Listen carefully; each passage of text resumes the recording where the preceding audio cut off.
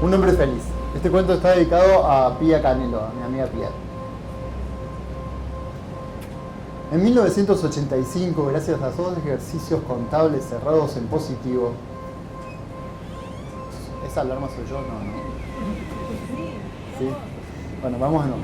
En 1985, gracias a dos ejercicios contables cerrados en positivo, el Banco Social entró en un pequeño oasis de bonanza que le permitió abrir nuevas sucursales y tomar numerosos empleados a lo largo y a lo ancho de todo el país. Una de esas sucursales fue inaugurada en un pequeño pueblo de la llanura pampeana llamado General Cabrera, justo frente a la plaza, en diagonal a la iglesia sobre el bulevar. De entre la población local contrataron a 5 peritos mercantiles y como gerentes llevaron a un contador rosarino terriblemente obeso de apellido Luque. El gordo Luque tenía una esposa y 3 hijos. Joaquín Luque, que estaba en tercer año del secundario, Martín Luque, que empezaba primero, y Valentín Luque, todavía en jardín de infantes.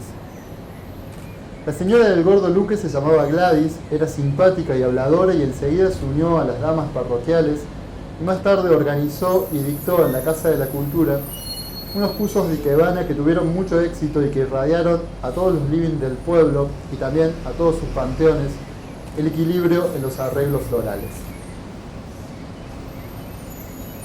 Joaquín Luque, en cambio, resultó ser un chico ensimismado, poco sociable y bastante soñador. Caminaba por las calles de tierra sin prestar atención a nadie, con la cabeza en otra parte. El resto de su familia, sus padres y sus 2 hermanos, habían demostrado excelentes condiciones para la vida social y en pocos días ya se lo podía tomar como cabrerenses de años. Pero Joaquín no. Atravesaba al llegar esa etapa en que los adolescentes se fascinan con lo oscuro y lo trágico, por lo que a sus caminatas solitarias había sumado frecuentes excursiones al cementerio para pasar horas infinitas sentado sobre la tumba de una de las hijas de los Petoruso, que había muerto tuberculosa y joven y a la que él imaginaba como una doncella ataviada con etéreos camisones blancos, pequeños senos turgentes nunca acariciados y una dulce sonrisa compasiva. El idilio terminó cuando la señora de Petoruso, horrorizada de encontrarse sábado tras sábado al hijo del gerente del banco acampando sobre los mármoles que ella iba a pulir, dio aviso a su marido y éste enfrentó al chico látigo en mano. Sin embargo, la serie de largos poemas y mallogrados sonetos que Joaquín le había dedicado a su princesita de las Pampas, ferozmente raptada por la muerte, todavía sobrevivieron un tiempo más.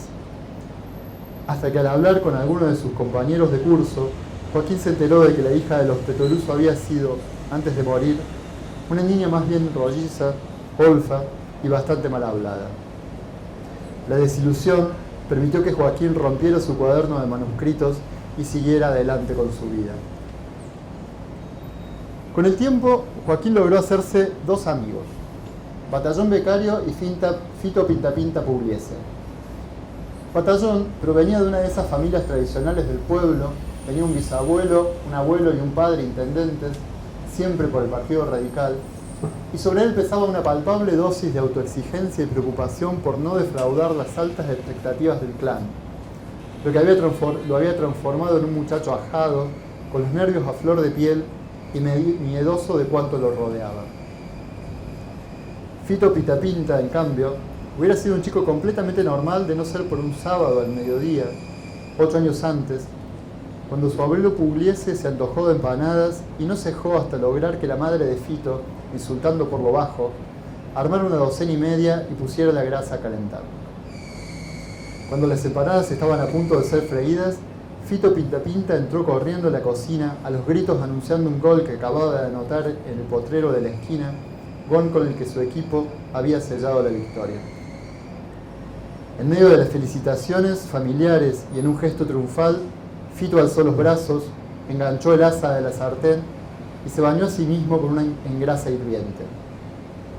Una larga y continua cicatriz lo vistió a partir de entonces, desde la cabeza hasta las rodillas, convirtiendo su piel en un empastado lienzo cubierto de óleo monocromo y mal distribuido, con isletas de tanto en tanto, los ojos, la tetilla, una axila, interrumpiendo el embravecido mar de células muertas.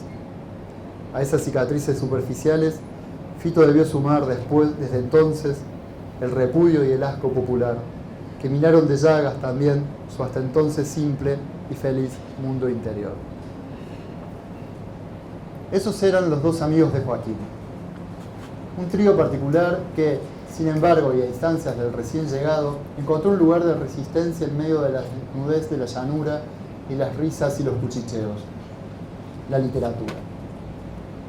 Pronto los tres vistieron largos sobretodos negros,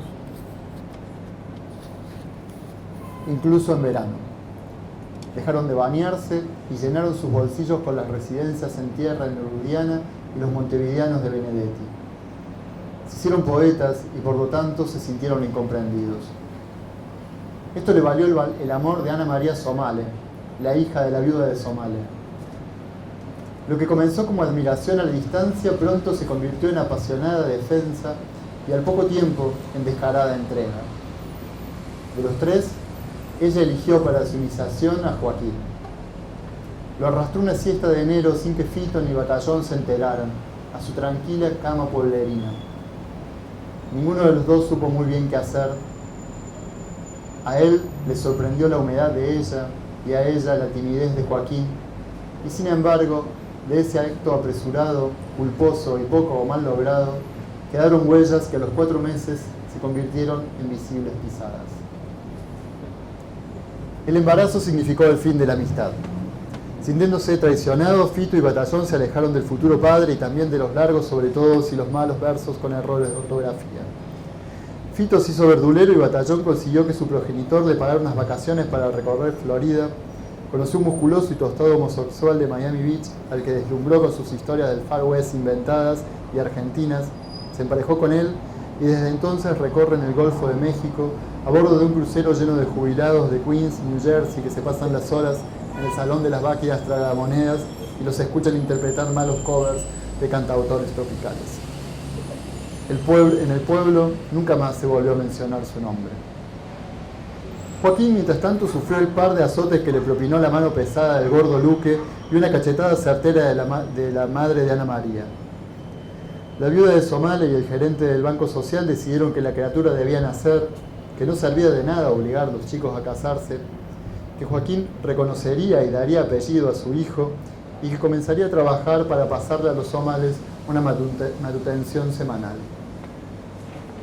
El día siguiente, Joaquín se puso una camisa celeste y una corbata a rayas que tomó prestada del ropero de su padre y pasó a formar parte del plantel de contratados del Banco Social, sucursal General Cabrera. Antes de que pasara un mes, intentó suicidarse y fracasó sin que nadie se enterara. A los 3 meses se dejó atropellar por un camión cargado de novillos volando argentino sin conseguir más que 2 costillas fisuradas y la quebradura de un brazo.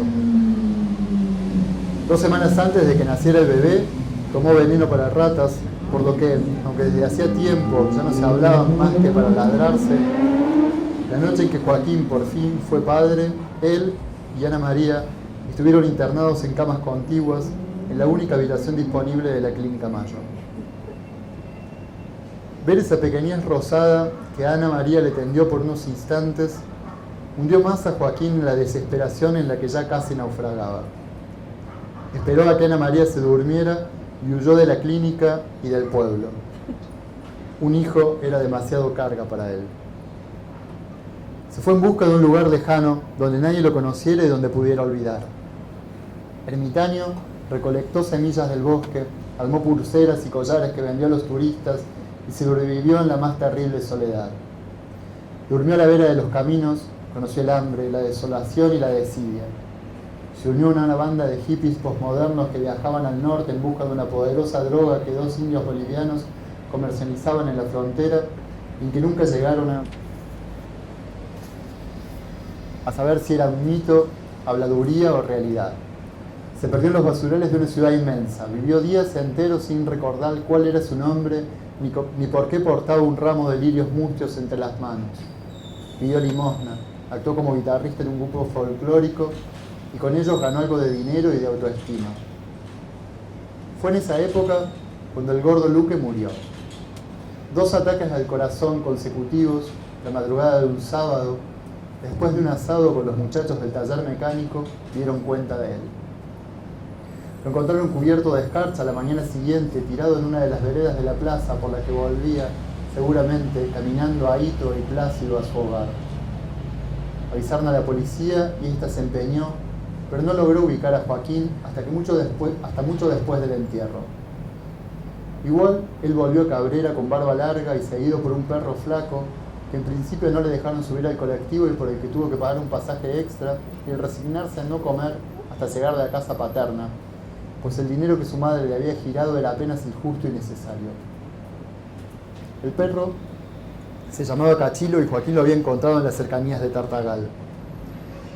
Ambos se instalaron en su antigua habitación de adolescente y durmieron casi 12 horas de corrido antes de salir al living y saludar.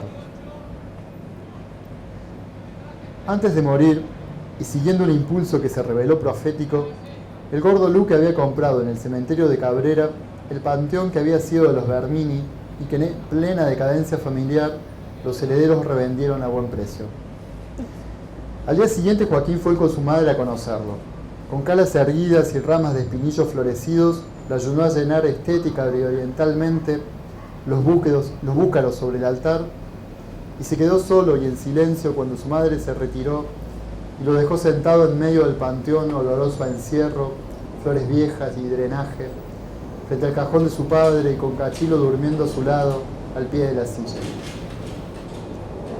Joaquín rezó, o hizo como que rezó, y se volvió caminando despacio por las soleadas calles del pueblo, escoltado por el perro, que de tanto en tanto se entretenía correteando algunas gallinas o olfateando perras a las que todavía le faltaban semanas para entrar en celo. Esa noche golpearon a la puerta de su habitación y la voz suave de su madre anunció que lo buscaban. Ana María se había convertido en una mujer madura y compacta. Vestía como cualquiera de las señoras que asistían a los cursos de ikebana de la Casa de la Cultura. De su mano colgaba un chico pálido y peinado con fricción, que miraba todo con ojos grandes. Se llama Oscar y tiene 8 años, dijo ella. Hola, Oscar, dijo Joaquín. Hola, papá, respondió el chico. Ana María se había casado y había sido madre 2 veces más. Su esposo tenía una venta de semillas y agroquímicos y parecían felices. Una noche lo invitaron a cenar en su casa. El esposo de Ana María se llamaba José Manuel y era de ese tipo de hombres que emanan vitalidad por los poros, que juegan al pádel todos los fines de semana y que se sienten inmensamente satisfechos y lo demuestran. A pesar de eso, a Joaquín le cayó bien. Y mientras el pollo se cocinaba en el horno, charlaron un largo rato sobre el precio del maíz y el control de la ISOCA. Ana María los miraba desde la ventana de la cocina y el pequeño Oscar jugaba con sus hermanos a tirarle la cola a Cachilo. Ana María sacó 3 álbumes de fotos y le mostró a Joaquín imágenes de unas vacaciones en el mar y de cada uno de los cumpleaños del pequeño Oscar. Los banderines y la decoración de la torta se repetían en la de 1 y en la de 2 años, pero a partir del tercero era cada vez más lindos y más costosos. Después, Ana María acostó a los chicos y Joaquín y José Manuel tomaron café sentados en el living. Joaquín pasó unos días más en Cabrera y se volvió a marchar convencido de que su hijo estaba sano, tenía inteligencia y no padecía problemas mayores. Con la plata de la herencia construyó una serie de cabañas en lo más alto de las sierras, en un valle precioso y rodeado de pinares que había descubierto durante sus días errantes, y decidió organizar allí definitivamente su vida. El negocio funcionaba. Los turistas llegaban desesperados desde las grandes ciudades buscando paz, tranquilidad y silencio. Todos los días Joaquín amasaba pan casero y se lo servía tibio con el desayuno, y preparaba grandes ollas de dulce y se aseguraba de que los pájaros poblaran los árboles que rodeaban las cabañas y de que Cachilo no ladrara. No hablaba mucho, atendía a la gente y cobraba lo justo. Poco a poco fue juntando dinero, construyendo más cabañas y reinando sobre ellas como un padre anciano reina sobre su tribu. Los atardeceres solían encontrarlos sentados sobre un peñasco, el perro dormido a su lado, la vista sobrevolando los 7 tejados rojos que eran todo su capital, las manos ocupadas en tallar un pequeño trozo de madera. Desde alguna de las cabañas subía por entre los pinos un humo tenue de carbón mal quemado, y el olor asado envolvía y acariciaba a Joaquín, llenándole los pulmones. Oscar de a poco se convertía en un chico sensible, perspicaz y alegre. Se visitaban de tanto en tanto, pero sobre todo se comunicaban con largas cartas manuscritas que cada uno redactaba con mucho cuidado, eligiendo las frases, atendiendo a cada adjetivo y a cada adverbio como si fueran un regalo. Intercambiaban 1 o 2 por mes. Oscar le contaba sus cosas. Estaba por terminar el secundario, amaba a una chica, leía a Neruda y a Benedetti, y no le gustaba jugar al fútbol. A la vuelta de correo, Joaquín le recomendaba lecturas, incluía hojas secas de fresno y arce entre los pliegos del papel y bocetos a mano alzada de truchas corcoveando sobre el aire del arroyo grande o de la vista de las cabañas en el valle. Se aproximaba el verano y para una de las cabañas Joaquín todavía no había encontrado inquilinos. Pensó entonces que no era mala idea invitar a José Manuel y Ana María a pasar unos días en la sierra. Oscar vendría con ellos y también sus 2 hermanos. Todos estaban dispuestos a disfrutar unas felices vacaciones juntos. Llegarían el sábado al mediodía, Joaquín los esperaría con el almuerzo en la mesa. Ellos salieron de Cabrera temprano, con el baúl del auto y el portaequipajes cargado de valijas. José Manuel manejaba y Ana María a su lado cebaba mates mientras sus hijos, 3 muchachos de entre 12 y 17 años, dormían en el asiento de atrás.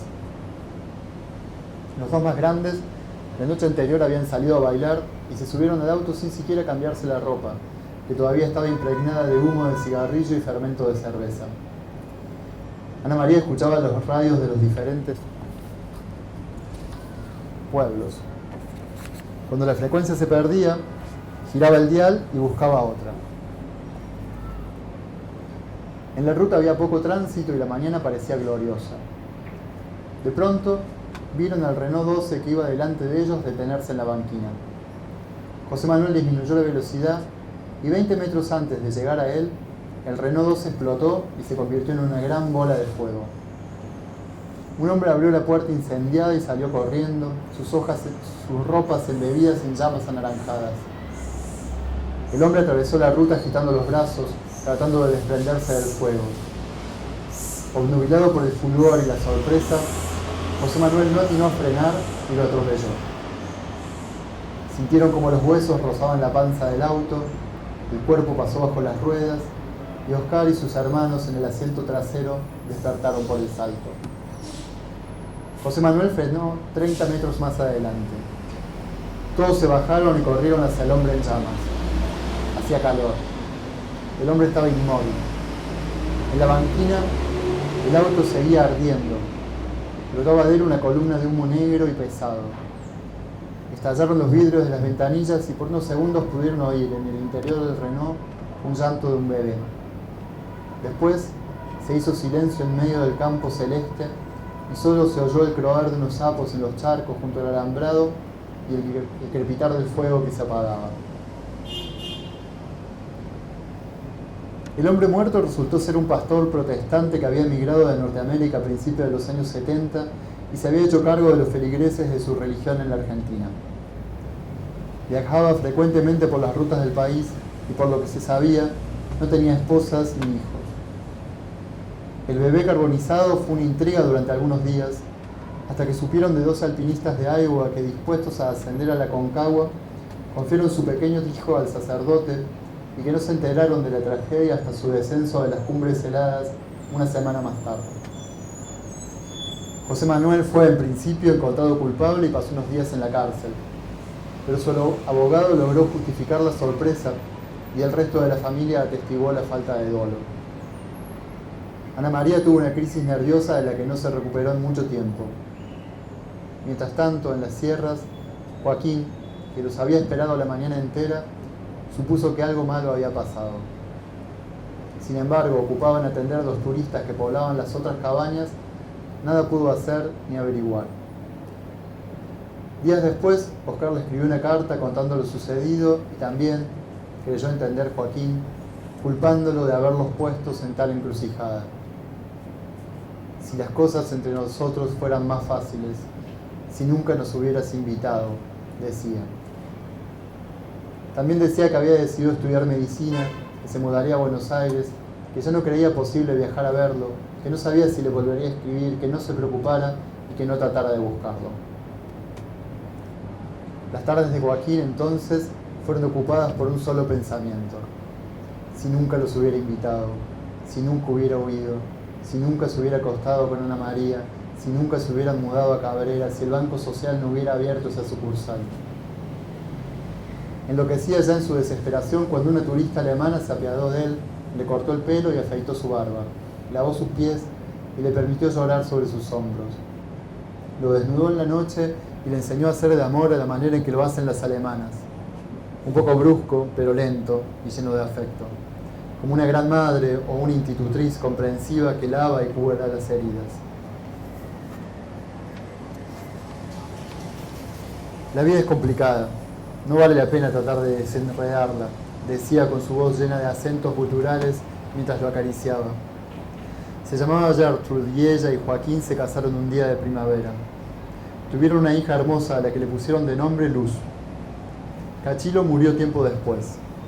En algún momento, cuando pasó la conmoción y las revelaciones de la pira funeraria del pastor protestante y su ahijado eran ya un recuerdo calmo y lejano, Oscar retomó la costumbre de escribir a su padre y dio noticias de su vida.